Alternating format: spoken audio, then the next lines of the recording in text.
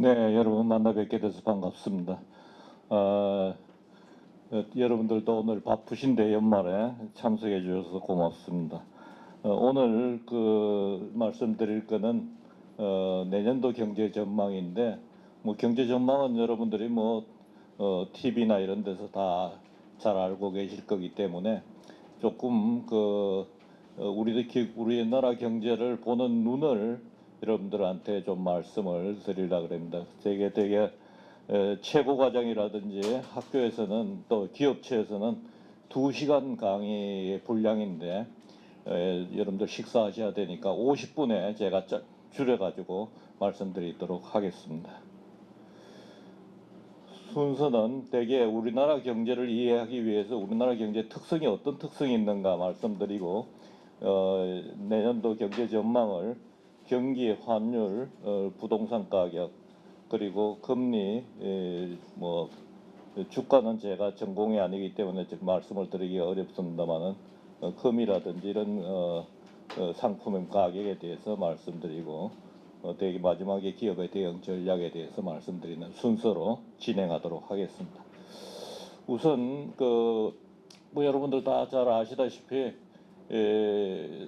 상경대학에는 대개 서울상대도 그렇고 경제학과하고 경영학과가 2개가 있었습니다. 그래서 저도 경제학과에 들어올 때 경제학과 경영학이 비슷한 학문인 줄 알았는데 돌아보니까 완전히 다른 학문이더라고요. 그래서 경영학은 쉽게 얘기하면은 그 회사 내에서 일어나는 일을 주로 공부를 해가지고 어떻게 하면 회사가 돈 벌 수 있는가 하는 거를 그런 기술을 가르쳐주는 학문이다, 이렇게 우리가 얘기를 할 수가 있고, 경제학은 여러 가지 복잡한 설명이 있을 수가 있습니다만은 대개 그 회사를 둘러싸고 있는 환경, 우리가 기업 경영 환경이라고 얘기를 하죠. 이 환경에 대해서 주로 공부를 하는데 경기라든지 금리, 환율, 부동산 가격 이런 것들은 전부 다 경제학의 분야에, 거시경제학의 분야에 속한다, 이렇게 볼 수가 있습니다. 그래서 이제 그 밖에 또 더 큰 틀에서 이제 정치와 법이 있는 거죠. 그래서 이제 아까도 CB에서 오는데 CB에서 기자가 전화를 해서 자기가 법조팀에 있다가 경제팀으로 옮겼습니다, 그렇게 얘기를 하길래 제가 법이 경제보다 상위에 있습니다, 이렇게 얘기를 했습니다. 그래서 이제 이 경제, 경영, 경제, 정치, 법, 이 경영하고 회사의 수익하고 밀접한 관계가 있는 거죠. 그래서 이 경제가 별로 안 변할 때, 그냥 평탄하게 이렇게 전환기가 아닐 때는 우리가 경영만 공부하면 됩니다. 근데 경제가 변하고 정치가 변할 때는 이걸 경제와 경영은 정치를 보지 않고는, 그리고 그냥 회사의 경영만 몰두해 가지고는 큰 실패를 경험할 수가 있는 거죠.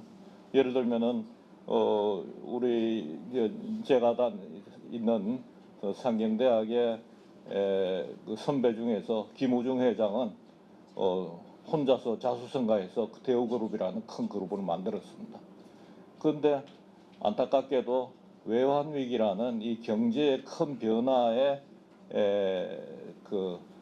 대응하지 못해가지고 그룹 자체가 없어지게 됐죠. 그런 사례는 우리나라에 굉장히 많습니다. 그래서 오늘은 여러분들한테 경제와 정치 이런 것을 좀 섞어가지고 볼 수 있는, 회사의 경영을 볼 수 있는 그런 방법으로 말씀을 드리려고 합니다.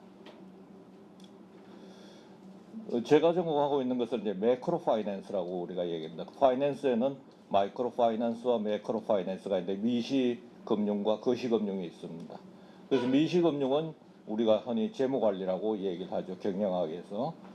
미시금융도 경제학의 한 분야 속에 속합니다. 그래서 지금은 서울대학교 경영대학의 재무관리하는 교수들이 거의 대부분이 경제학 전공을 해가지고 경제학 박사가 재무관리를 가르칩니다. 근데 제가 전공한 것은 매크로 파이낸스고, 오늘 주로 말씀드리려고 그런 건 매크로 파이낸스의 입장에서 말씀드립니다. 매크로 파이낸스라는 것은 이제 거시금융은 주로 예를 들면 쉽게 얘기하면 이런 겁니다. 한국은행이 금리를 높였어. 그러면은 물가는 어떻게 되고 경기는 어떻게 되고 이렇게 하고 보면은 매크로 파이낸스입니다. 한국은행이 금리를 높였어. 삼성전자의 채권 가격은 앞으로 어떻게 변할까? 마이크로 파이낸스입니다. 그래서 오늘 제가 말씀드리는 건 주로 매크로 파이낸스의 입장에서 말씀을 드리려고 합니다. 그래서 지금은 대부분의 금융을 전공한 사람들이 전부 다 마이크로 파이낸스를 전공해가지고 미국에서 공부해 왔기 때문에 매크로 파이낸스가 별로 없습니다. 그래서 제가 나이가 들어도 이렇게 매크로 파이낸스 사람들이 별로 후배들이 없어가지고 제가 이제 강연도 하고 이렇게 하는 거죠. 사람이 별로 없습니다. 그래서 이제 여러분들도 이제 아까도 김 대표께서 말씀하셨습니다만 우리 경제는 전환기에 있습니다. 우리 여러분들 다 아시다시피 큰 변화 속에 들어가 있는 거죠.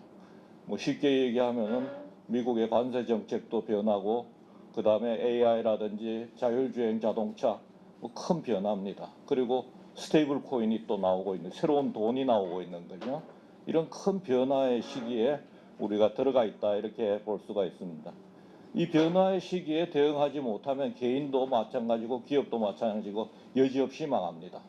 그래서 이제 개인으로 보면은 개인도 기업의 개인도 그렇고 기업도 부침이 여러분들 많은 걸 볼 수 있지 않습니까? 예를 들어서 석유화학 그러면은 석유화학 지금 문제는 큰일 났지 않습니까? 우리나라에. 그러니까 석유화학이 돈을 벌어주다가 갑자기 이게 그냥 큰 골칫덩어리가 지금 돼 있다. 구조조정해야 되는 그런 상황에 놓여 있는 거죠. 그래서 이런 것들이 보시면은 이렇게 산업이 쭉 변해온 걸 볼 수가 있습니다. 이 변해온데 예를 들면은 제가 상경대학 1학년에 연대상대 1학년에 입학을 하니까 그때는 1학년에 입학하면은 오비맥주에 견학을 갔어요. 오비맥주에 견학을 가면은 오비맥주에서 맥주를 무한정으로 서울대, 연대, 고대 뭐 이런 상경대학 학생들한테 무한정으로 이제 그것을 맥주를 시큼 마실 수가 있다 이거죠. 그래서 그랬는데 오비맥주 하던 두산그룹이 완전히 변화해가지고 중공으로 바뀌었지 않습니까? 탈바꿈하기가 쉽지가 않다 이거죠. 기업이 그런 것들이 이제 이것을 이 변화에 올라탄 거다 이렇게 우리가 볼 수가 있습니다. 그래서 이 변화에 올라타지 못하면은 여지없이 아무리 내부 경영을 잘해도 경영 전략을 잘 세워도 망하는 거죠 회사가. 그죠. 개인도 마찬가지입니다. 그래서 이 변화의 지금은 이제 변화의 시기니까 변화를 이해하고 그게 대응하는 게 굉장히 중요하다 이렇게 볼 수가 있고요. 또 우리나라 경제는 저도 미국에서 공부했습니다만은 우리나라 경제는 미국 경제하고 다릅니다. 미국에서 공부하면은 미국 경제를 공부해 가지고 오는 거예요 우리가. 근데 이제 미국 사람 교수한테 배우니까 미국 경제가 미국 사람들 입장에서는 제일 우선이죠. 그러니까 미국 경제를 배워오는데 우리나라 경제는 미국 경제하고 많이 다른 부분이 있습니다. 첫 번째, 미국 경제하고 일본 경제는 내수 시장이 큰 경제입니다. 그러니까 일본이 수출해서 먹고 사는 것 같지만은 내수 경제로 먹고 사는데 이 미국도 내수가 아주 큽니다. 국내 수요가 크다는 거죠. 근데 우리는 내수는 작고 수출이 큰 그런 경제 구조를 가지고 있다는 거죠. 완전히 반대 구조죠. 그래서 이런 내수 시장이 그러니까 내수가 이제 살아나면은 이제 일본하고 미국은 이제 그래서 잘 되는 거죠. 그래서 이제 미국에서는 국제금융, 국제가 들어가는 전공은 교수가 별로 없어요. 미국 경제가 내수 시장이 큰 경제다 보니까 국제 부분은 분석할 필요가 별로 없다는 거죠. 그래서 제가 국제금융을 전공했는데 국제금융을 전공하기 위해서는 선생을 찾아가야 됩니다. 선생이 있는 학교에 유학을 갈 때 찾아가서 국제금융을 공부를 하고 왔는데 이제 그런 거죠. 대외 의존도가 높으냐 작으냐 이제 이런 우리나라는 대외 의존도가 높다 이거죠. 그 다음에 이제 자본시장도 많이 개방돼 있습니다. 우리나라는 주식시장에 외국인 투자 비중이 35% 큰 손이죠. 그래서 저는 주식 투자는 안 합니다. 왜냐하면은 외국 사람들이 이걸 좌지우지하기 때문에 거기서 돈 벌기가 쉽지가 않다는 거죠. 그 다음에 이제 부동산의 비중이 큽니다. 여기 보시다시피 가계자산, 여러분들 가계자산 중에서 현금하고 금융자산, 주식하고 이런 비중하고 부동산의 비중이 몇 퍼센트인가 한번 계산해 보면은 우리나라 대개 70 내지 80%가 부동산으로 가지고 있습니다. 지금 부동산 가격이 더 올랐기 때문에 이 비중이 더 커질 수가 있는 거죠. 근데 일본하고 미국은 반대로 완전히 30%가 부동산이고 나머지가 주식하고 뭐 채권, 그다음에 뭐 외환, 달러, 뭐 이런 현금 이런 걸로 가지고 있는 거죠. 왜 우리나라 이렇게 부동산의 비중이 큰가 하면은 그거는 경험상 부동산을 가지고 있으니까 훨씬 더 이익이 되더라 하니까 부동산을 가지고 있는 거예요. 그러니까 다른 말로 하면은 돈의 가치가 떨어지기 때문에 실물을 가지고 있는 것이 훨씬 더 이익이 된다 이렇게 생각을 하고 있는 거죠. 그 다음에 이제 우리나라의 특성 중에 하나가 국제 통화가 아니라는 거예요. 우리나라 돈은 우리나라 안에서만 쓰지 이걸 뭐 기축 통화다 뭐 이런 말은 되게 우리가 전문 용어로는 국제 통화라고 얘기를 합니다. 이 국제 통화를 가지고 있지 않는 나라는 어떤 문제가 생기느냐 하면은 지금과 같은 문제가 생기는 거예요. 환율이 올라가고 이렇게 해서 그 외환이 부족하면은 돈을 이제 빌렸는데 갚지를 못하면은 그러면은 그 외환 위기를 당하게 된다. 97년에 외환 위기란 거는 영어로 커런시 크라이시스라 그랬는데 외환이 부족해서 생기는 위기를 외환 위기라 그랬습니다. 그 지금은 뭐라고 부르냐? 환율 위기라고 우리가 부르죠. 익스체인지 레이트 크라이시스. 환율이 높아져서 막 올라가 가지고 생기는 여러 가지 수입 물가가 높아진다든지 뭐 경기가 침체된다든지 환율 위기라고 우리가 부르는데 외환 위기는 그러면은 국제 통화 가지고 있으면 어떠냐? 외환 위기라는 게 별로 당할 가능성이 없는 거죠. 왜냐하면은 자기 나라 돈이 외환인데 엔화를 찍어내면은 그 돈 가지고 다 바꿀 수가 있으니까 달러로. 근데 이제 우리나라 원화는 우리나라 안에서만 쓰지 외국에서는 못 쓴다 이거죠. 그래서 UC 버클리 대학의 아이켄 그린 교수는 이것을 오리지널 신이다, 즉 원재다. 국제통화를 가지지 않은 원재로. 국제통화 가지면 될 게 아니냐. 그러자면은 여러분도 알다시피 우리가 국제통화다 하고 이 얘기를 해가야 되는 게 아니라 다른 나라 사람이 우리나라 돈을 수요해야지 써야지. 그 원화 스테이블 코인도 지금 만드는데 우리가 걱정하는 거는 만들어 놓으면 뭐 하느냐. 다른 나라에서 그걸 수요를 해야지 돈이라는 게 역할을 하는데 아무도 쓸라 그러지를 않으면 아무 의미가 없는 거죠. 그 지금 환율이 막 올라가는 것도 우리나라 원화를 가지고 있는 것보다 달러를 가지고 있는 게 이익이 된다 생각하니까 지금 달러를 가지고 가질라 그러면서 환율이 올라가는 거죠. 원화 가치가 떨어지는 거죠. 그러니까 이런 국제 통화를 가지지 않은 그런 특성을 가지고 있다는 거죠. 그 다음에 이제 이걸 우리 전문 용어로는 지대추구 사회라 그랬는데 좀 이따 말씀드리겠습니다만은 우리나라 사람은 자기 이익을 추구하려는 욕심이 강해요. 그래서 그것이 이제 경제 성장의 원동력이기도 한데 또 여러 가지 문제가 생기게 됩니다. 좀 이따 다시 얘기를 하도록 하겠습니다. 그래서 이제 그러면은 모든 사람이 원래 자기 이익을 추구하지 않느냐 그렇게 생각하는데 맞습니다. 자기 이익을 추구하는데 이 아담 스미스가 경제학을 만들 때 보면 1776년에 국부론을 썼거든요. 근데 이때 가정이 뭐냐면은 경제학의 가정이 소비자하고 생산자, 기업은 자기 이익을 추구하고 그 다음에 정부 관료와 정치인은 국가 이익을 추구한다. 이렇게 가정을 했어요. 왜 아담 스미스 이런 바보 같은 가정을 했을까요? 그 이유는 아담 스미스 전에는 경제학이 없었습니다. 경제학이란 과목이 없었어요. 그럼 아담 스미스는 뭘 전공했느냐? 도덕 철학을 전공한 사람이에요. 윤리학, 도덕 철학을 전공한 사람이기 때문에 도덕을 경제학에는 도덕이 많이 들어가 있습니다. 경영학보다 경제학에 도덕이 많이 들어가 있죠.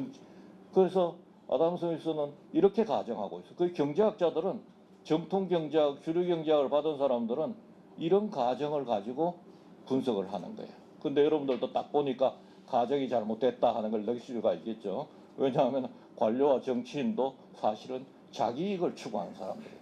이 국가 이익을 물론 추구하지만은 국가 이익과 자기 이익이 상치될 때는 자기 이익을 더 추구하는 사람이라는 거죠. 그런데 정치학은 어땠느냐? 완전히 반대입니다.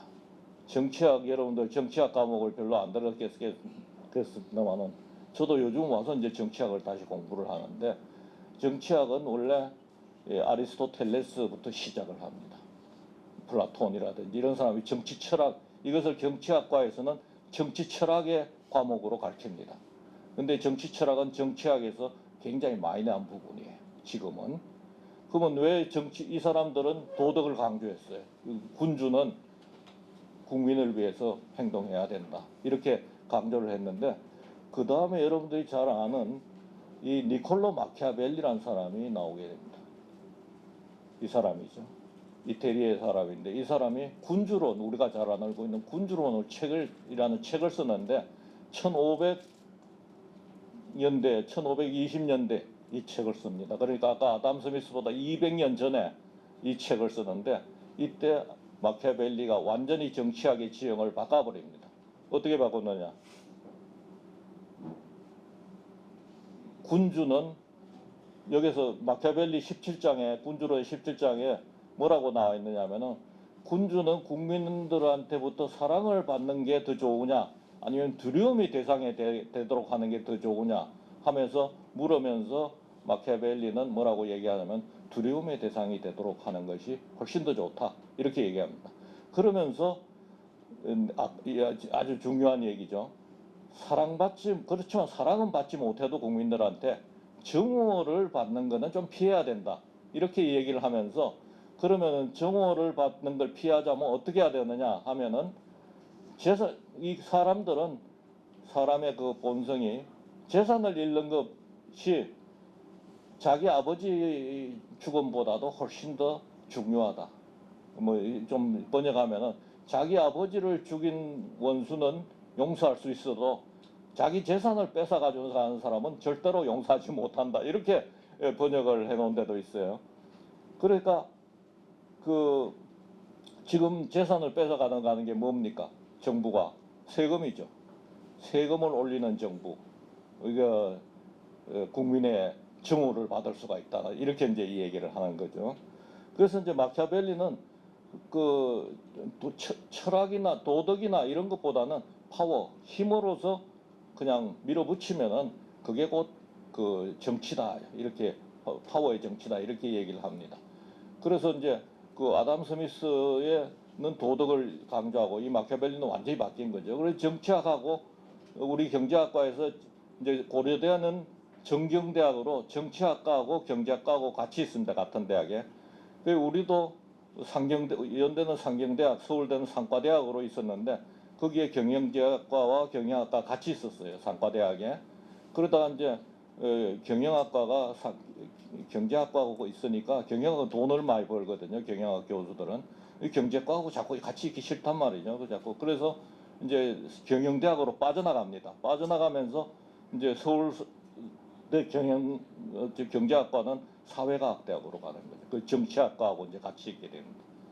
우리 연세대학은 이제 그냥 상경대학으로 그대로 응용통계학과하고 둘이서 상경대학으로 남아있고, 고려대학은 정경대학으로 정치과하고 같이 있습니다.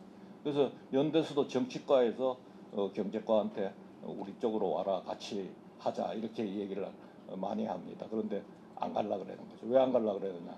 이 정치학은, 이게 경제학은 도덕이 뭐 이러면서 순진한데, 정치학은 이게 도덕 같은 건 이미 다 잊어버렸다, 이거죠. 그러니까 이제 이런 상황이다, 이거죠. 그래서 결과적으로 마키아벨리 생각에 따르면은 세금과 군주, 권력하고는 밀접한 관계가 있다.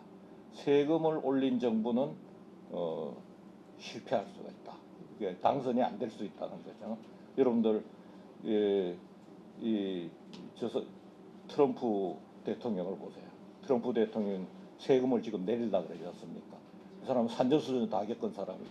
그러니까 세금을 절대로 안 올리려고 그럽니다. 이걸 아는 사람은 세금을 안 올립니다. 세금 올리면은 자기가 선거에서 질 수가 있어요.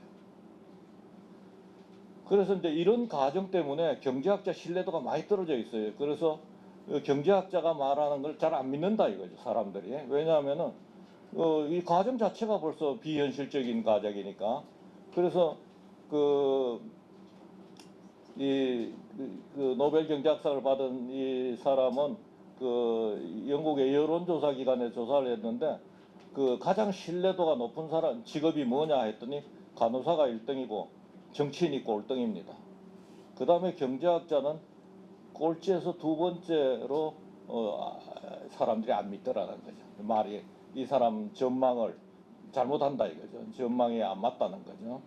그래서 이제 그런 것들이 결과적으로 이제 그 경제학에서는 이런 문제들을 상당히 반성을 하고 있습니다. 그래서 이 가정을 바꿔가지고 정치인과 관료도 자기 이익을 추구하는 사람이다. 바꿔가지고 접근하려고 많은 노력을 하고 있고, 그 다음에 이제 경제학에서는 그 제도 좀 이따 얘기를 하겠습니다만은 그 경제적 요인만 생각하고 정치적인 제도적인 요인을 포함시키지 않았어요.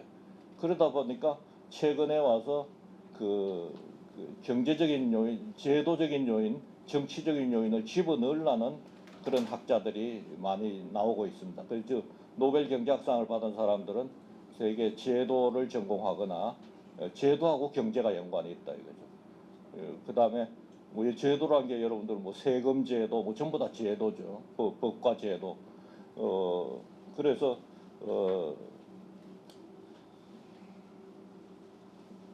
그런 측면에서 뭐 다 제가 말씀드릴 수 없는 정치와 법과 경제가 전부 다 연결되어 있다는 거죠. 그래서 이걸 경제를 보는데 이 같이 봐야지 이 경제를 똑바로 보는 경제만 봐가지고는 전망을 실패할 수가 있다는 겁니다. 법도 저도 이제 뭐 법에 대해서 옛날 1학년 때 뭐 법학개론이나 한번 듣고 그 다음에 공부를 안 했는데 요즘 와서 가만 보니까 법같이 중요한 게 없어요. 법이 제도를 만드는 거거든요. 그러니까 법에는 입법과 사법이 있죠. 입법은 법을 만드는 거고 사법은 만들어 놓은 법을 지키는 겁니다. 검사는 사법에 있고 국회의원은 입법에 있는 거예요. 입법이 중요한 거죠. 남자를 여자로 바꾸는 것 외에는 모든 것을 다 바꿀 수 있습니다. 국회의원이. 그러니까 입법이라는 게 얼마나 중요한가 하는 것을 알 수가 있죠. 좀 이따 다시 말씀을 드리겠습니다. 그래서 법과 제도는 이 경제하고 아주 밀접한 관계가 있어요. 그래서 그런 특성이고 좀 이따 그 문제는 다시 얘기를 하겠습니다. 성장해서. 그 다음에 이제 우리 경제의 특성은 소득의 불평등은 좀 많이 완화됐는데 부의 불평등이 심화되고 있다는 거예요. 그럼 부는 주로 아까 뭘로 가지고 있습니까? 부동산으로 가지고 있는 거예요. 집으로. 그래서 여러분들도 저도 이제 그 얘기를 많이 합니다만은 저는 연세대학교가 이제 직주 근접이라고 직장하고 주택하고 가까이 있어야지 왔다 갔다 하기 편하다 해서 연대 교수들은 주로 연희동에 많이 삽니다. 그리고 그 일산이 생겼으니까 일산이 연대에서 좀 가깝기 때문에 일산으로 다 이사를 간 사람이 많아요. 그게 참 기가 막힌 노릇이죠. 그러니까 잘못해도 한참 잘못한 거죠. 어떤 사람은 반포 아파트 5층에 살다가 교수가 일산으로 이사를 갔어요. 가고 난 뒤에 몇 년 지내고 난 뒤에 자기가 잘못했다는 걸 깨닫게 되는 거죠. 기가 막힌 노릇이죠. 그런데 그래서 이제 그 대신에 요즘에는 이제 월급도 다 똑같아요. 연대나 뭐 지방대나 월급이 다 똑같은데 연대가 아무래도 재단이 좀 튼튼하니까 월급을 많이 준다는 소문이 나가지고 같은 교수들끼리 모이면은 월급 많이 받아서 좋겠습니다 이렇게 얘기하는 사람들이 있어요. 그러면 아닙니다. 우리는 똑같습니다 이렇게 얘기하면은 그 재단이 좋아가지고 많이 받을 텐데 그러면서 그런 얘기를 하는데 그 월급이 문제가 아니에요. 한양대와 건국대 다니는 교수들은 다리를 건너면 압구정동이 딱 나오게 돼 있어요. 그러니까 압구정동에 살게 되는 거죠. 서울대학에 지난번에 갔는데 저 처음에 서울대학이 관악 캠퍼스를 만들 때 갔을 때는 제가 이런 촌에다가 어떻게 학교를 만들었나 이래 싶었는데 요즘에 생각해 보니까 학교 위치가 아주 좋네 이런 생각이 듭니다. 왜냐하면은 거기서 조금만 이렇게 나오면 서초동에 나오게 돼 있어요. 그래서 서울대 교수들은 다 서초동에 사는 사람들이 많아요. 그러니까 서초동 아파트가 비싸지 않습니까? 연대 옆에 아파트 30평짜리 구축 아파트는 그 신촌이라든지 이런 쪽에 지금 가격이 얼마인지 아십니까? 되게 뭐 올랐다 그래가지고 13억, 12억 이렇게 갑니다. 압구정동은 얼마인지 아십니까? 60억. 따라잡을 수 없는 이 부의 불평등이 만들어지게 된 거죠. 그래서 이것이 이제 우리나라에 굉장히 그 불안 요인을 작용하고 큰 정부를 선호하는 큰 정부란 게 뭡니까? 사회주의입니다. 모든 지금 정부가 개입하는 거죠. 그러니까 지금 여러분들이 겪고 있는 토지거래 허가제도, 주택거래 허가제도, 주택을 살라 그러면은 정부의 허가를 얻어라. 이거는 굉장히 큰 정부의 역할이다 이거죠. 뭐 제가 구체적으로 다 말씀 안 드리겠습니다만은 중국도 허가를 얻지 않아요. 땅만 그 국가 소유지. 그런데 어쨌든지 간에 이런 부의 불평등이 심화되는 게 우리 경제의 여러 가지 문제입니다. 러시아의 우하에 이반의 염소라는 우화가 있는데 우리나라도 사촌의 땅을 사면 배 아프다 하는 얘기가 있죠. 러시아에도 이반의 우화가 뭐냐면은 이반이라는 사람이 염소를 한 마리 가지고 있었는데 아주 그 짭짤하게 이익을 보고 있었어요. 그래서 하나님이 지내가다가 그 이반의 염소를 보고 동네 사람들한테 너들도 염소를 한 마리씩 내가 줄까 이렇게 얘기를 했더니 동네 사람들이 아닙니다. 이반의 염소를 죽여주세요 하고 얘기를 하더라는 거예요. 그래서 아마 이런 것들이 러시아를 공산주의로 만들지 않았나 이런 심리가 우리도 사촌이 땅 사면 배 아프다 그런 면에서 보면은 북한이 공산주의로 북한이 위에 있는 것이 우연히 그런 것은 아니다 이런 생각이 듭니다. 어쨌든지 간에 불평등이 심화되면 그런 문제가 있다 이거죠. 자 이런 백그라운드를 가지고 오늘 이제 우리 내년도 경제를 보도록 하겠습니다. 시간이 많이 내년도 경제는 성장률은 상당히 불안정합니다. 그래서 뭐 지금 전망은 대개 올해가 0.9에서 1.0%, 내년도는 기저효과가 있으니까 올해가 낮으니까 올라간다. 1.6에서 1.8% 이런 식으로 전망을 하는데 워낙 불확실성이 높기 때문에 환율이라든지 부동산이라든지 뭐 또 관세 정책 내년 말이면은 이제 또 스테이블 코인이 나오게 돼 있다 이거죠. 이런 것들이 불확실하기 때문에 또 미국의 금리 정책으로 유동성이 늘어난다 이런 것 때문에 굉장히 그 전망이 쉽지가 않습니다. 그래서 올해 경제도 원래 연초에는 굉장히 높을 걸로 전망을 했어요. 그런데 이렇게 가라앉았지 않습니까? 그러니까 뭐 그렇지만 하여튼 이제 되게 전망은 이렇게 나오고 있습니다. 그런데 지금 쓸 수 있는 정책 수단이 별로 없다는 거예요. 금리를 높이지도 못하고 내리지도 못하고 부동산 가격이나 환율 때문에 또 재정도 좀 풀기는 풀지만은 많이 풀기가 지금 부담스럽습니다. 또 환율은 뭐 올리지도 못하고 지금 자꾸 올라가려 그래서 문제는 거죠. 그 다음에 이제 지방선거가 또 있습니다. 선거하고 이게 밀접한 관계가 있죠. 선거가 있으니까 세금을 높이기도 어려워요. 아까 제가 말씀드린 대로 그 금리도 내리기가 어렵고 오히려 지금 높여야 되느냐 뭐 지금 그런 얘기가 나오고 있죠. 그래서 그 반도체도 뭐 제가 그 전문은 아닙니다만 그 전문가들 얘기를 들으면은 내년 하반기가 되면은 좀 그 사이클이 좀 가라앉는다 이런 얘기가 있거든요. 그래서 이제 수출까지 줄어들면은 지금 상당히 문제가 생긴다 이거죠.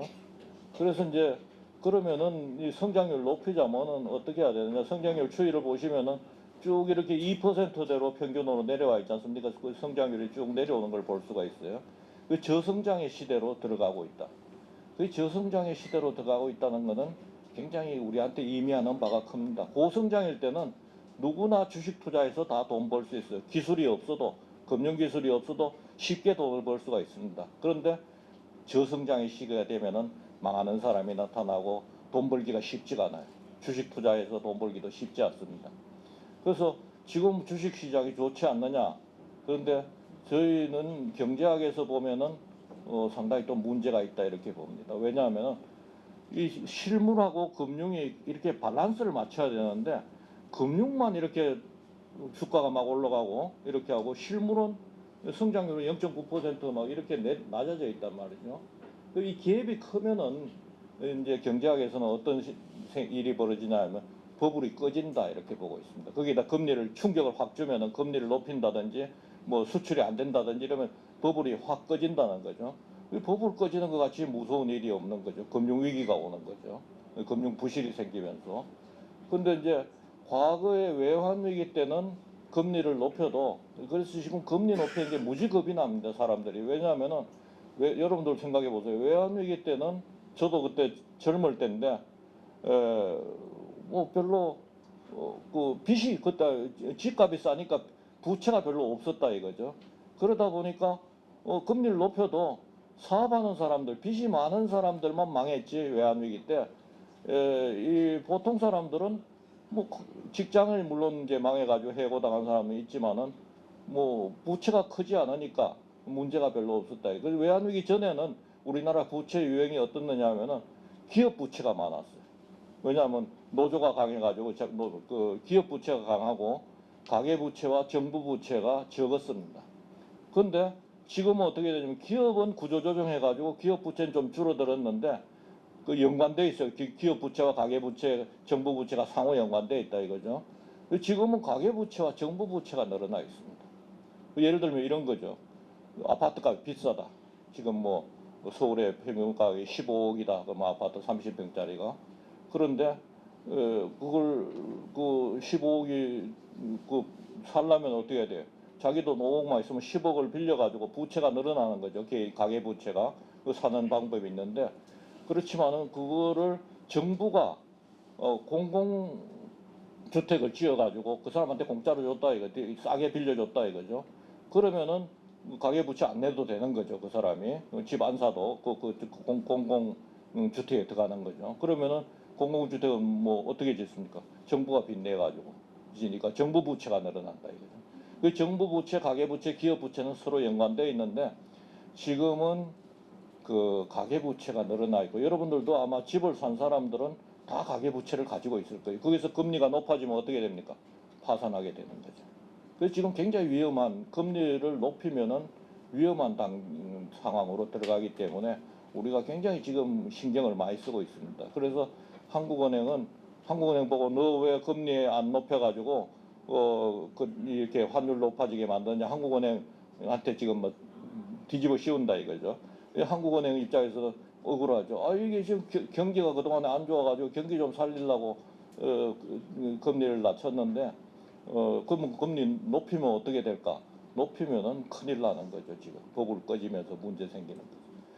그래서 그러면은 어떻게 하면은 이 성장에서 저성장에서 탈피할 수 있느냐 하는 거는 아까 저희 앞에서 쭉 얘기했다시피 해답이 있습니다. 그 해답이 뭐냐면은 경제 성장의 원인을 찾으려고 학자들이 많은 노력, 어떻게 하면 잘 사는 나라를 만들 수 있을까? 이게 경제학자의 본분이죠. 그래서 막 이론을 발달시키고 모형을 만들고 하는데 경제가 성장하자면 자본과 노동과 기술 진보 이런 것들이 있어야 된다 이거죠. 뭐 그 외에도 기후 뭐 여러 가지 문화 종교 여러 가지 많은 학자들이 많은 뭐가 경제 성장을 할 수 있는 원인인가 연구를 많이 했습니다. 경제 성장론이라고 얘기하는 거죠. 근데 기존의 경제학에서는 예를 들어 기술 진보가 있으면 경제 성장한다. 그러면 이 기술 진보는 어떻게 하면 기술 진보할 수 있는가 이렇게 나가야 되는 거죠. 그래서 이제 그 처음에는 워낙 복잡하니까 그냥 기술 진보만 하면 된다 이렇게 생각을 했어요. 근데 이제 최근에 와서 기술 진보는 그럼 어떻게 하면 기술 진보가 될까?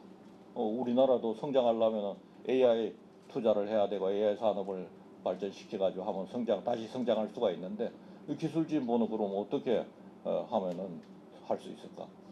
그것을 기술 진보의 원인이 있더라는 거죠.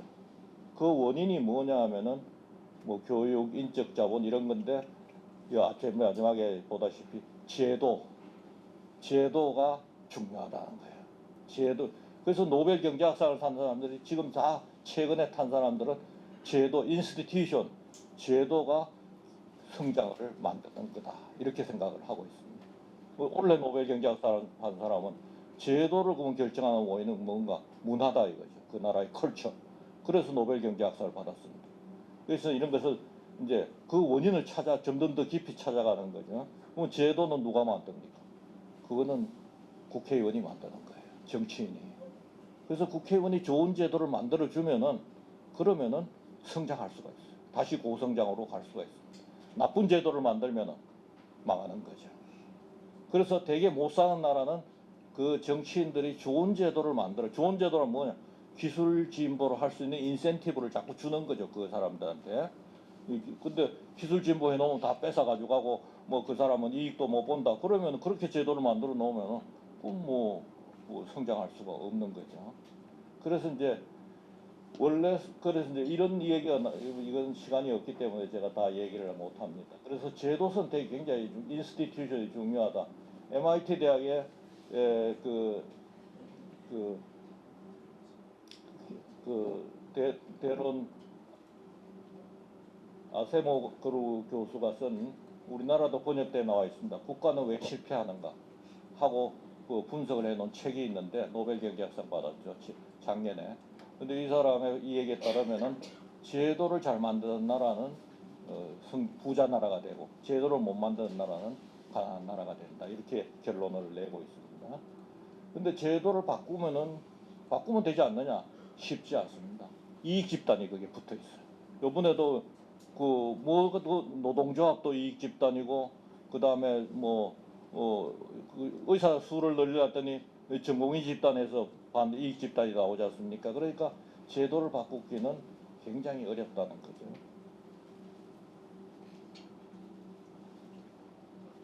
그래서 이제 이 제도를 못 바꿔가지고 그 불평등이 심화되면은 여기 이 이카노미스트 잡지에서 이걸 밀레니얼 소셜리즘이라고 얘기를 합니다. 그 미국 젊은이들한테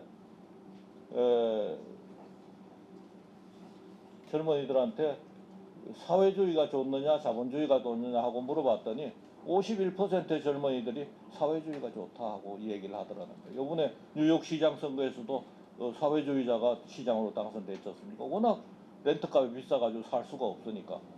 지금은 우리나라도 이렇게 집값이 자꾸 올라가면은 이게 어떤 일이 벌어질지 예상해 줄 수가 있는 큰 정부가 들어서는 거죠. 그래서 인도 중앙은행 총재를 하고 시카고 대학의 경영학과 교수로 있는 라구람 라잔 교수는 세이빙 캐피탈리즘 프롬 더 캐피탈리스트라는 책을 썼어요. 자본주의자들로부터 자본주의 구하기. 자본주의자들이 이 사회주의로 가도록 만든다는 거죠. 경제를 자기 이익을 자꾸 추구하면서 불평등이 심화돼 가지고. 그래서 이 이카노미스트에서 코로나 팬데 끝난 뒤에 빅 가버먼트 트라이엄보다 케인지안의 승리다 이런 기사를 낸 적이 있습니다. 그리고 우리나라도 고성장을 한 거는 제도의 영향이 크다 이거죠. 그러니까 농지개혁을 해가지고 부의 불평등을 없앴고 그 다음에 교육제도 그 다음에 김영삼 정부에서는 금융실명제 이런 제도를 잘 선택해가지고 성장을 했는데 지금은 그래가지고 그러면 조선시대 때는 왜 제도를 공부하는 사람은 조선시대 때는 왜 못 살았느냐 하면은 노비제도 때문에 그렇다 이렇게 얘기합니다. 우리나라가 노비를 가지고 있는데 대개 외국에도 노예제도가 있어요. 그 노예제도가 있는데 외국은 노예하고 노예 아닌 사람하고 결혼해서 자식을 놓으면은 그 자식은 노예가 아니에요.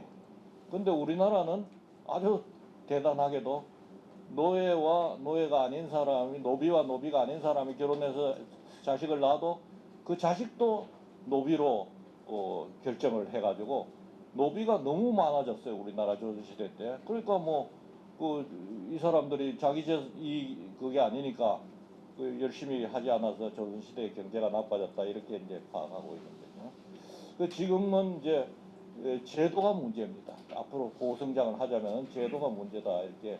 그리고 제도를 잘 바꾸도록 우리가 정치인한테 압력을 넣는다든지 해가지고 제도가 잘 만들어지면 다시 성장할 수가 있다 이렇게 볼 수가 있는 거거든요. 그 제도에는 양도소득세, 우리가 세금, 재산세 전부 다 집 있는 사람들, 종합부동산세, 재산세, 뭐 세금에 그냥 사람이 죽으면은 뭐 살인을 해도 별 그 없는 걸로 치는데, 세금은 죽은 뒤에도 상속세 해가지고 계속 뺏는 거죠. 그러니까 이 세금만큼 무서운 게 없는 겁니다. 그래서 그 지금의 양도소득세는 주택 금액 기준이 아니고 주택 수 기준이에요. 예를 들어서 소나타 티코 3대 가지고 있는 사람이 중고, 벤츠 1대 가지고 있는 사람보다 세금 더 많이 내도록 이렇게 만들어져 있다. 세금은 항상 금액 기준으로 만들어야 돼요.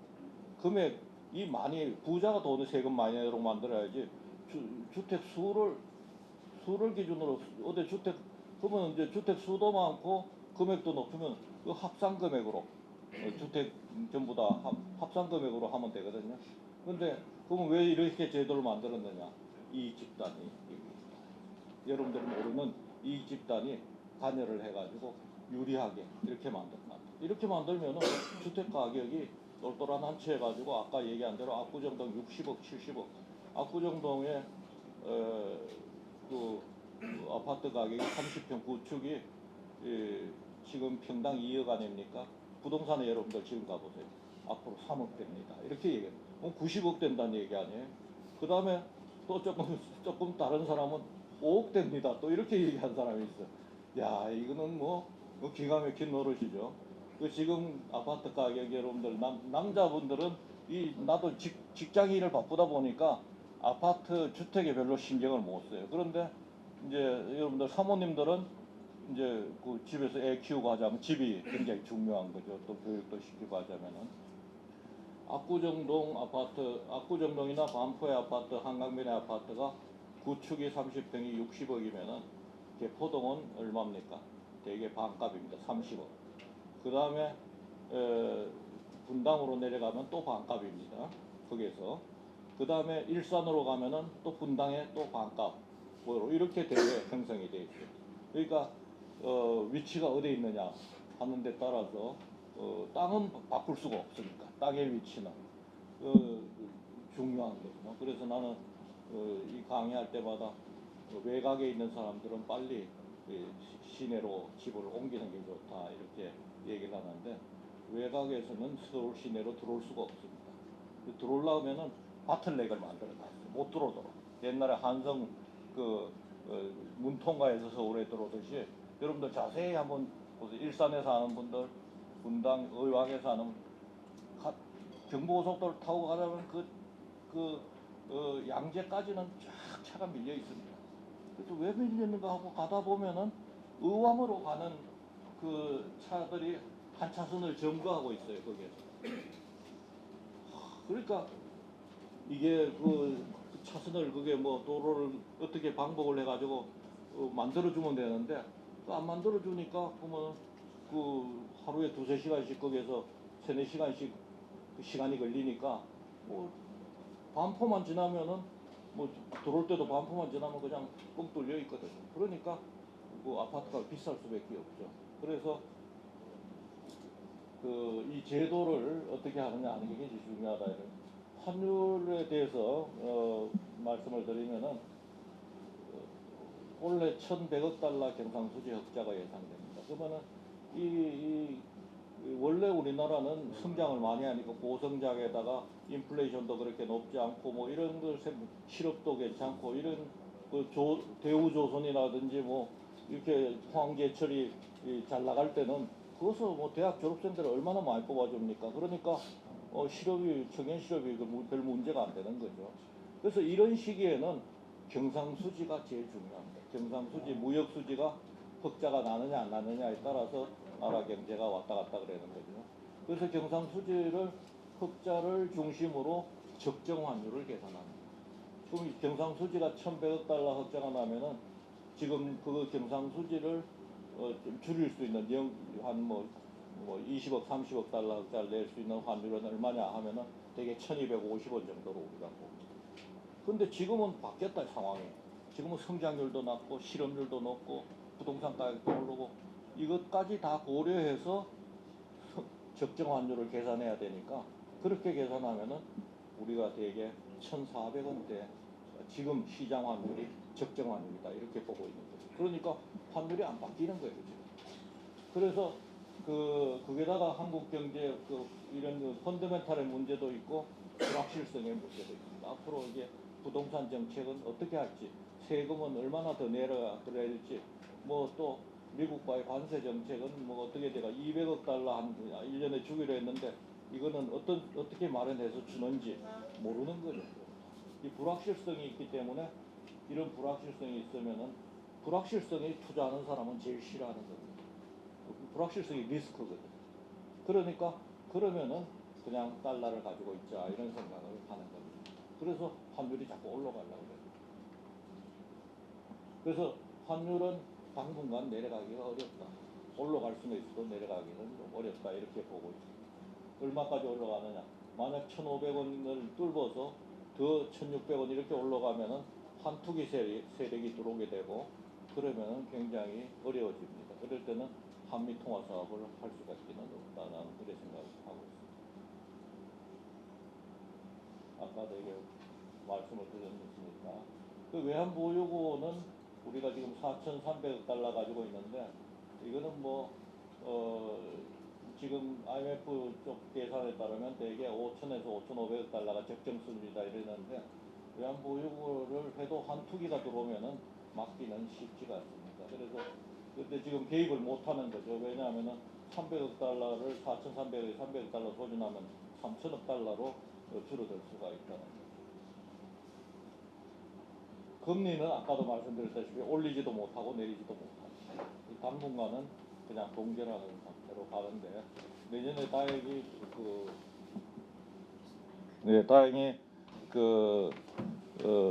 이 부동산 가격이 안정이 되고 환율이 안정이 되면은 이제 경기가 워낙 나쁘니까 추가 인하를 할 수가 있는 거죠. 또 미국 금리를 많이 인하하면은 좀 유리해진다 이렇게 볼 수가 있고요. 그 다음에 아까 세금을 높이면은 선거에서 진다 이런 얘기를 했습니다만은 금리도 마찬가지입니다. 금리 높이는 거 우리가 제일 싫어요. 이자가 늘어나니까. 그래서 이 정치를 아는 사람들은 군주는 금리를 안 높이려고 합니다. 트럼프가 금리를 자꾸 낮추려고 합니다. 금리도 낮추고 세금도 낮추고 그래야지 트럼프가 선거에서 이길 수가 있다 이거죠. 우리나라 경우는 제가 말씀을 안 드리겠습니다. 유추해서 여러분들이 금리 전망과 세금 전망을 하시면 되겠습니다. 그래서 이제 이 금리 높여가지고 카터 정부가 망한 케이스가 있고요. 우리나라에서도 금리를 높인 정부가 있는데 노무현 정부에 때 금리를 많이 높였어요. 노무현 정부는 금리도 높이고 세금도 높였어요. 그 다음에 윤석열 정부도 금리를 많이 높였습니다. 그런 사실이 있다는 사실만 말씀드리겠습니다. 주가는 아까 긍정적인 요인도 있지만은 버블 유동성 장세에 문제가 있다 그런 말씀을 드리고 이거는 제가 전공이 아니기 때문에 여러분들이 오히려 더 잘 아시리라고 믿습니다. 그렇지만 하여튼 우리가 걱정하는 건 실물과 금융이 괴리 때문에 이 버블 유동성 장세라는 거죠. 그래서 그런 면에서 보면은 상당히 우리가 좀 주의해야 될 필요가 있다 이렇게 볼 수가 있고요. 집값은 양극화가 상당히 지속될 가능성이 높고 아까도 되게 말씀을 드렸습니다만은 금리 인상됐을 때 이제 버블이 붕괴될 수가 있는데 주택가격 버블이 붕괴될 수 있는데 집값의 가장 중요한 것은 두 가지입니다. 하나는 서울로 들어올 수가 없다는 거예요. 다른 변두리 지역에서 들어오자면은 막아놨어요. 그러니까 여러분들 분당에서 한번 돌아보면은 분당에서 5차선으로 시작해서 쭉 내곡 터널, 구룡 터널로 들어오는데 쫙 들어오다가 내곡 구룡 터널에서 3차선으로 딱 바뀝니다. 그러니까 못 들어오는 거죠. 바틀렉을 딱 만들어요. 못 들어오게 만드는 거죠. 그 다음에 이제 거기서 또 쭉 이렇게 길이 넓어졌다가 개포동에서 또 뭡니까 그 세브란스 강남병원 들어가는데 또 좁혀놨어요. 못 들어오게. 그러니까 어떻게 됩니까? 그 세브란스 앞과 뒤가 또 개포동하고 압구정동의 가격이 차이가 나는 이유가 움직이기가 힘들게 돼 있다는 거죠. 그래서 이제 이거를 좀 더 확대해 가지고 좀 더 들어오기 쉽게 만들면은 서울 수요가 분산되면서 아파트 가격이 서울 집값이 안정될 수 있는데 그거를 몇 번 이 얘기를 했는데도 별로 관심이 없더라고요. 그 다음에 이제 세금제도, 여러분들 세금제도를 잘 모르실지 모르지만은 지금 그 보유세를 높인다 그랬는데 보유세 높여봐야 아무 짝에도 소용이 없어요. 왜냐하면은 감면 세금 제도는 명목세율이죠. 그러니까 양도소득세 50% 매긴다. 다주택자한테는 82.5% 양도 차익을 뺏는다 세금으로 이렇게 돼 있는데 다주택자한테는 뺏을 수가 있어요. 82.5% 100원 벌었으면 82원을 세금으로 내야 돼요. 이거는 뭐 참 엄청난 자본이득세라고 캐피탈 게인 텍스라고 우리가 얘기를 하는데 대개 미국의 캐피탈 게인 텍스나 일본의 캐피탈 게인 텍스는 20%에서 25%입니다. 그게 이제 여러분들 미국 주식시장에 투자하면 22% 세금 떼지 않습니까? 똑같은 거 양도소득세가 그런데 우리나라는 82.5%를 뺏도록 돼 있다는 거죠. 이거는 엄청난 거죠. 그래서 이렇게 제도를 만들면은 외국 사람이 우리나라에 투자하지 않는다. 우리나라 사람도 외국으로 투자하려고 그랬다. 이 글로벌 스탠다드에 어긋난다는 거죠. 그래서 지금 세금 제도는 어떻게 되어 있느냐 하면은 그러면 압구정동 아파트를 그 사람이 살 때 대개 한 3억 정도에 샀을 거예요. 옛날에는. 그런데 그게 60억이 됐다. 그러면은 거의 한 50몇 억의 양도 차익이 생기지 않습니까? 그러면 그 사람이 그게 10년 거주하고 10년 살면은 그 80억에 60억에 50몇 억에 80% 58에 40 뭐 하면 한 53, 4억은 빼줍니다. 거기서 세금에서 안 내도 돼요. 세금은. 그러니까 진짜 세금 실효세율은 얼마 내지도 않는 거죠. 60억짜리 팔아가지고 자기가 다 가져가고 세금은 한 3, 4억만 내면 되는 거예요. 그게 이제 공제제도와 감면제도가 세금제도 뒤에 있다는 거죠. 그래서 이 공제제도 그럼 종합부동산세는 어떻게 하느냐? 그것도 80%또 감면해 준다 이거죠. 1주택자면서 장기 보유하고 나이가 좀 많고 나이가 60세 이상이면은 그러니까 보유세 높여봐야 부자들은 세금 안 내게 돼 있다는 거예요. 그러니까 제도의 문제죠. 그래서 이것도 내가 신문에 글을 쓰고 몇 번 얘기를 하는데 야 이거 돈 문제이기 때문에 한번 KBS 라디오에 나가서 9시, 8시 출퇴근할 때 듣는 KBS 1라디오 제일 중요한 시간 아닙니까? 그거에 나가서 30분 동안 얘기를 해줬어요. 인터뷰를. 이거 세금제도 바꿔야 됩니다. 하고 얘기했더니 막 강남 사람들이 막 전화를 해가지고 그냥 뭐 이런 소리 하고 있느냐고 막 그냥 컴플레인을 하는데 이거 세금제도는 만만치 않습니다. 그래서 하여튼 이 제도를 안 바꾸면은 주택 가격 안정되기 어렵다는 거죠. 그래서 이제 안정 안 되면은 어떻게 되느냐? 그러면 큰 정부로 가는 거죠.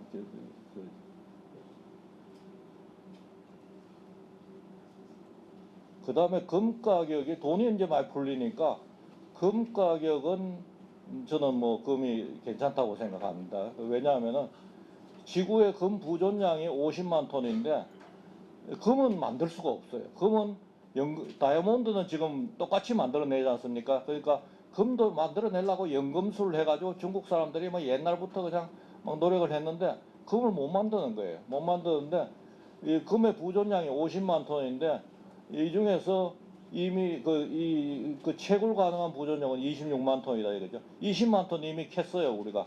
그러니까 6만 톤 남았는데 1년에 3만 3천 톤씩 캔답니다. 그러니까 20년 지나면 금이 없어지는 거예요. 그러니까 금은 용도도 많고 하기 때문에 비트코인하고 달리 용도도 많고 하기 때문에 금값은 오르지 않는가 저는 개인적으로는 그렇게 생각합니다. 지금 4천 온스당 4천 달러를 넘어서고 있는 거죠. 그 다음에 이제 마지막으로 스테이블 코인인데 스테이블 코인은 민간이 발행하는 화폐입니다. 이것도 이제 큰 변화죠.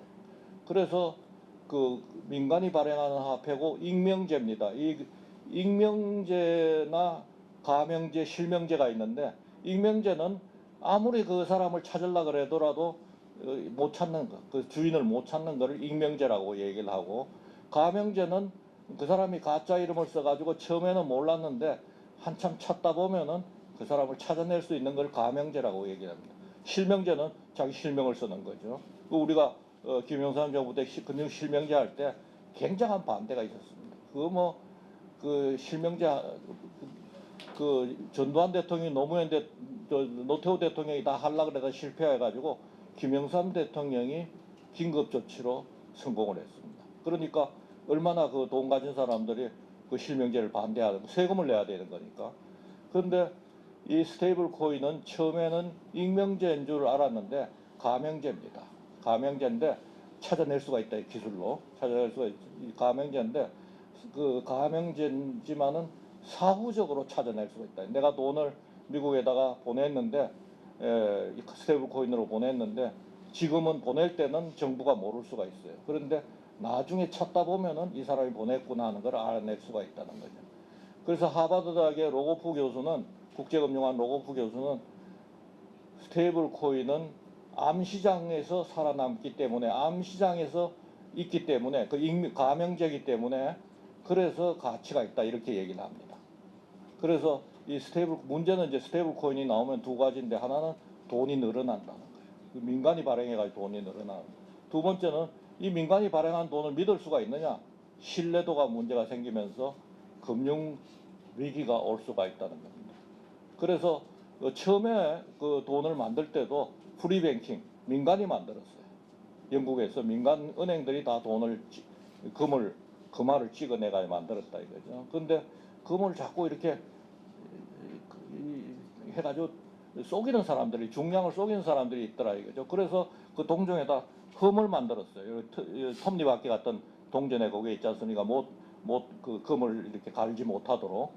그런데 점차적으로 이제 그 민간 은행이 발행한 돈을 못 믿게 되니까 신뢰도가 떨어져 가지고 그 문제가 되니까 그걸 중앙은행으로 독점하도록 이렇게 만들었다 이거죠. 이거 프리뱅킹에서 센트럴 뱅킹으로 바뀌게 됩니다. 그런데 이제 지금 다시 역사가 되돌아와서 프리뱅킹으로 가려고 그러는 거예요.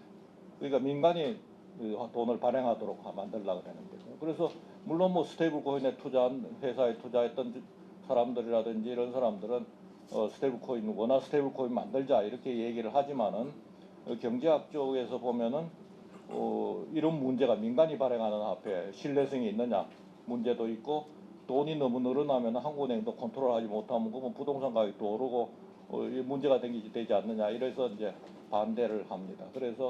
그리고 이제 가명제이기 때문에 돈을 빼돌릴 수 있지 않느냐 미국으로 이런 문제도 또 있는 거죠. 그래서 지금 이제 시중은행이 만드는 형태, 시중은행의 연합체, 은행연합회 이런 데서 만드는 형태로 지금 얘기가 돼가고 있는 걸로 알고 있습니다만 하여튼 이런 걸 이제 이렇게 되면은 통화 대체가 일어납니다. 커런시 서브스티튜션이라서 우리나라 돈 대신에 달러, 필리핀에 가면 다 달러를 쓰지 않습니까? 그런 식으로 우리나라 돈의 가치가 떨어지고 달러를 수요하는 그게 지금 사전적으로 나타나고 있는 것이 환율을 올리고 있는 지금 상황이다. 이렇게 여러분들이 봐도 됩니다. 그래서 큰 변화가 이거는 뭐 다른 문제가 아니라 돈의 문제 아닙니까? 돈의 문제는 이거는 굉장히 중요하기 때문에 큰 변화가 우리 앞에 내년 말부터 이제 통용이 되니까 그 법이 통과하면 한 1년 반이 유예 기간을 둬서 이제 미국이 실시하니까 그래서 이제 이렇게 보면은 이제 결론은 우리나라 경제는 저성장 양극화의 함정에 들어가고 있다 이렇게 볼 수가 있고 아까 저성장을 하자면은 뭐 기술 진보 정부가 AI에 투자하는 건 저는 아주 좋은 방법이다 이렇게 생각합니다. 원래는 일본 같이 될 것 같았어요. 우리가 생각할 때 일본과 같이 장기 침체로 가는구나 이래 생각했는데 일본도 그 장기 침체를 벗어나려고 그 주력 산업을 우리한테 물려주고 그 다음에 이제 막 새로운 산업을 찾으려고 소니가 뭐 영화도 만들고 뭐 이렇게 했지 않습니까? 그런데 새로운 산업을 못 찾으면서 장기 침체로 들어갔는데 우리나라는 아주 럭키하게도 지금 새로운 산업이 눈앞에 왔다 갔다 그런다 이거. AI라든지 그 다음에 자율주행 자동차라든지 이런 것들이 있기 때문에 이걸 잘 활용만 하고 제도만 잘 만들어서 하면은 다시 우리가 제도화할 수가 있다는 겁니다. 근데 만약 제도를 못 만들어 가지고 하면은 이제 일본과 같이 장기 침체로 들어갈 수가 있는 거죠. 그래서 이제 그런 그 버블 붕괴를 막을 수 있도록 경제를 이렇게 경제는 어린애와 같아서 갑자기 뭐가 확 이렇게 하면은 문제가 생깁니다. 그러면 경기가 갑자기 경착륙되면서 금융위기가 온다든지 이렇게 된다. 그래서 살살 다뤄야 돼요. 그래서 정부가 부동산 정책이나 뭐 토지거래 허가제도 이런 걸 갑자기 막 팍팍팍 이렇게 쓰는 거는 이거는 정책에 있어서 굉장히 위험한 정책이에요. 정책을 어린애 다루듯이 살살 이렇게 소프트 랜딩하도록 비행기도 하드 랜딩 쿵덕하면 이 사람들이 깜짝 놀라듯이 소프트 랜딩 하도록 만들어주는 것이 정부의 관료들의 정책하는 사람들의 정책 결정자의 기술입니다. 그래서 이제 그런 하고 금융위기나 이런 부분들을 우리가 항상 대비해야 된다 이렇게 볼 수가 있고 지금 아까도 말씀드린 산업구조의 대전환기입니다. 새로운 산업혁명의 시대이기 때문에 이때 잘하면은 지금은 이제 왜냐하면 우리가 일본에서부터 그 산업을 받아서 중국한테 이제 물려줬지 않습니까? 그러면은 우리나라가 일본같이 장기 침체로 들어가는데 이 산업구조의 대전환기로 들어오면서 기회가 생겼다는 거죠. 그래서 이 기회를 우리가 잘 운영하면은 운영하는 게 굉장히 중요하다 이렇게 볼 수가 있고요.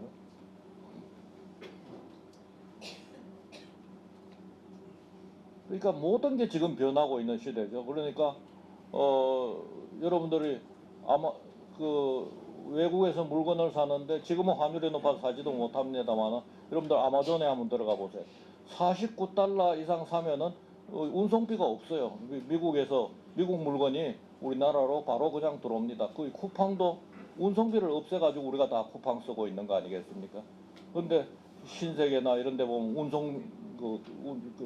운반비를 따로 받거든요. 그래서 이런 큰 변화의 시기에 들어가고 있으니까 이런 변화에 대응해야 된다 이렇게 볼 수가 있고요. 기술 내수 회복을 중요한데 내수 회복을 위해서는 건설 경기를 좀 진작시킬 필요가 있다. 건설 경기가 워낙 그 연관 산업이 많기 때문에 그럴 필요가 있다. 선진국도 이제 건설 경기를 많이 활용하는 거죠.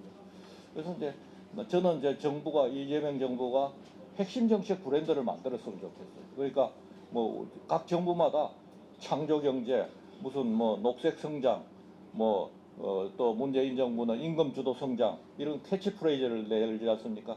이 내걸어야지 국민들이 이게 이 정부가 어떻게 하려고 그러는구나 알지.